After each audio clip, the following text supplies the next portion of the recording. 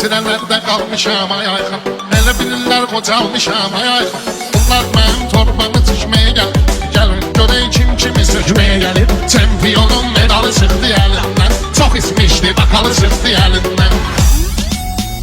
Meyxana əncibə gedir maraqda, biz həmişə olmuşuq səsdə soraqda.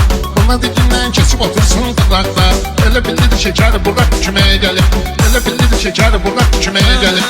Bala güldü biz gələrik qətrinə, Orxanın imza qoyaram sətrinə.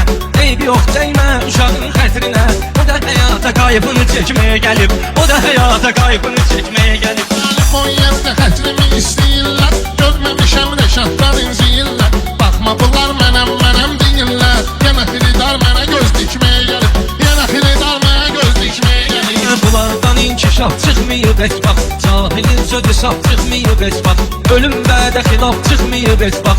O yol verməyibdir gecikməyə gəlib, o yol verməyibdir gecikməyə gəlib. Ayxanın toyundan gözəldir halı, kəş bu züraxıracan qalasan balı. Meyxananın bir dənədir qartalı, o şığımağa səlsələr hürşməyə gəlib, o şığımağa səlsələr hürşməyə gəlib. Təsdiq edər sözümü xilidar özü, gəlir şairin dəqiq olsun gözü. İlahi nur deməkdir bu mey sözü, beyəhli meyxanəyə təkməyə gəlib, beyəhli meyxanəyə təkməyə gəlib. Ayxanın hər kimədəysə qurtarı,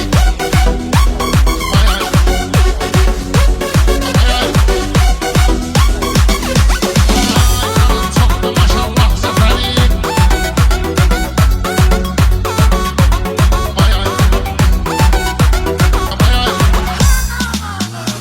Afiyə getməyəndə inciyirlər, gör necə əl çalırlar, neyniyirlər. Yuxarıda doping tapıblar deyirlər, çempionun medalı çıxdı əlindən, çox içmişdi bakalı çıxdı əlindən. Çempionun medalı çıxdı əlindən, çox içmişdi bakalı çıxdı əlindən. Çempionun medalı çıxdı əlindən, çox içmişdi bakalı çıxdı əlindən.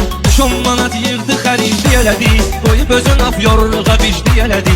Aynı yazığı var nə gicdi elədi, Azərbaycan maralı çıxdı əlindən, Azərbaycan maralı çıxdı əlindən. Şahidi yazım var xilidar salamına, sağ ol deyər söz Rəşadın kəlamına. Adam tanıyıram bir günün haramına, 50 ilin halalı çıxdı əlindən, 50 ilin halalı çıxdı əlindən. Bu keçilərin bərk gidişir boynuzu, nəylə deyəni sönməlidir ulduzu. Göstərdim mən Rəşada 3 tuzi, yetimin 16 xalı çıxdı əlindən, yetimin 16 xalı çıxdı əlindən. Və də söz demişəm gözüm xumarda, yetim başını saxlamışam tumarda.